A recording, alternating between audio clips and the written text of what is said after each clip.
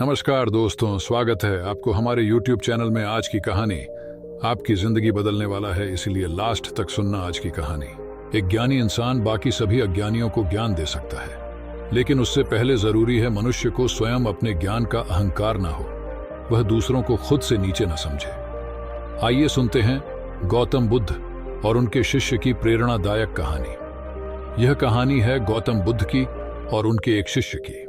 गौतम बुद्ध के मठ में हमेशा से ही एक नियम चला आ रहा था कि जिस भी शिष्य को बुद्धत्व की प्राप्ति हो जाती थी, वह उसे आसपास के गांव में प्रवचन देने के लिए भेजा करते थे, ताकि वह जाकर लोगों का ज्ञान वर्धन कर सके।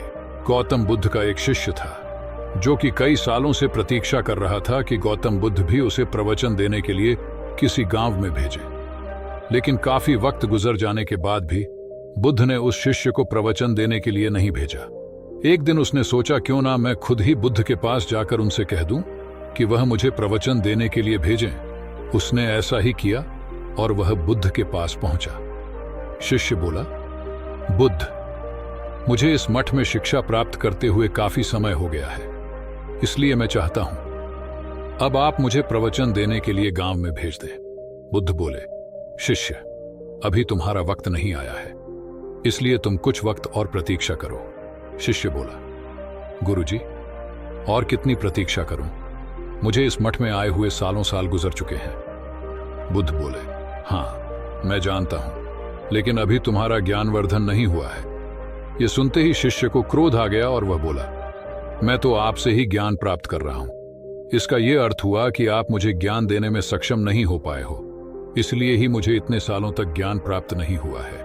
शिष्य की बात सुनते ही बुद्ध समझ गए कि अब इसे शब्दों के द्वारा समझाना उचित नहीं है, क्योंकि उसकी बुद्धि अब किसी भी बात को ग्रहण नहीं करेगी। बुद्ध बोले, ठीक है, यदि तुम्हारी यही इच्छा है तो मैं तुम्हें पास के एक गांव में प्रवचन देने के लिए भेज देता हूं। कल ही उधर जाओ और लोगों को ज्ञान बांटो और अपना अनुभव बताओ। ऐसा सुनते ही शिष्य खुश हो गया और वह कल सुबह बुद्ध के बताए हुए गांव में प्रवचन देने के लिए चला गया।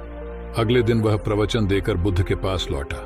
बुद्ध बोले, अरे तुमने यह क्या हालत बना रखी है? शिष्य बोला, बुद्ध, आपने यह मुझे कैसे गांव में भेज दिया? वहां तो किसी ने मेरी कोई भी बात नहीं सुनी, उल्टा सबने मुझे मिलकर पीट दिया। कोई मुझे भिक्षा देने को भी तैयार नहीं था और जिन्होंने मुझे भिक्षा दी वह मुझे फेंक कर दी।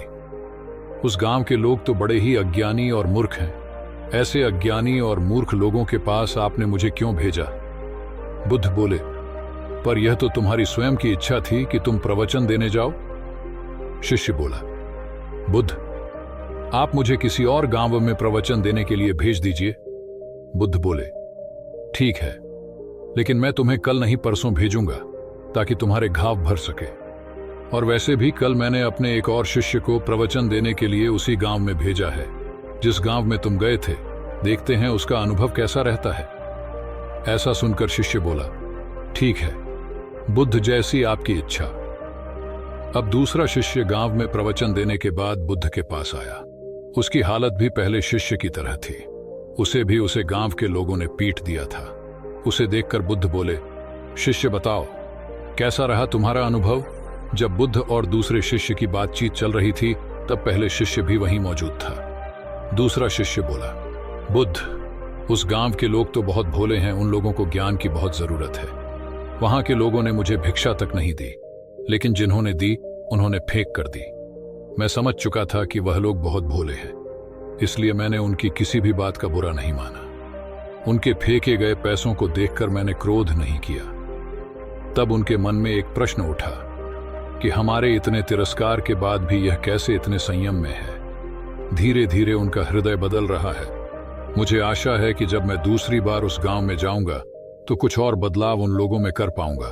दूसरे शिष्य की बातें सुनकर पहले शिष्य को समझ आने लगा कि आखिर क्यों बुद्ध मुझे प्रवचन देने के लिए नहीं भेज रहे थे। पहला शिष्य बुद्ध के चरणों में गिर पड़ा और कहने लगा, आप सही थे, मैं वह इंसान नहीं बन पाया हूं जो लोगों को बदल पाऊं। अभी मेरे अंदर अहंकार है जिसके कारण मैं लोगों को अज्ञानी समझता हूं। सबसे बड़ा अज्ञानी तो मैं खुद हूं। मेरे भीतर स्वयं को जानने की क्षमता नहीं है। मेरे अंदर ना धैर्य है ना ही संयम है। बुद्ध बोले, शिष्य, कभी भी कोई भी कार्य तुरंत सफल नहीं होता। लोगों को समझने के लिए पहले हमें उनसे सहानुभूति रखनी होगी। उनके द्वारा दिए गए कष्टों को भी झेलना पड़ेगा। सब कुछ हमेशा धीरे धीरे बदलता है, लेकिन उससे पहले जरूरी है मनुष्य का स्वयं बदलना। हर परिस्थिति में हमेशा अच्छे इंसान बने रहो। चीजें भले ही देर से सही हों, लेकिन होती जरूर है। बुद्ध की बात सुनकर दोनों शिष्य ने उन्हें प्रणाम किया। इस कहानी से हमें यह शिक्षा मिलती है कि एक ज्ञानी मनुष्य को हमेशा ही संयम से काम लेना चाहिए। यदि उसके भीतर संयम नहीं होगा तो वह किसी दूसरे को कभी भी ज्ञान नहीं दे सकता। यदि हम चाहते हैं कि हम किसी दूसरे को बदल पाए, उससे पहले जरूरी है कि हम स्वयं को बदलते हैं। नेक्स्ट वीडियो में, तब तक के लिए धन्यवाद।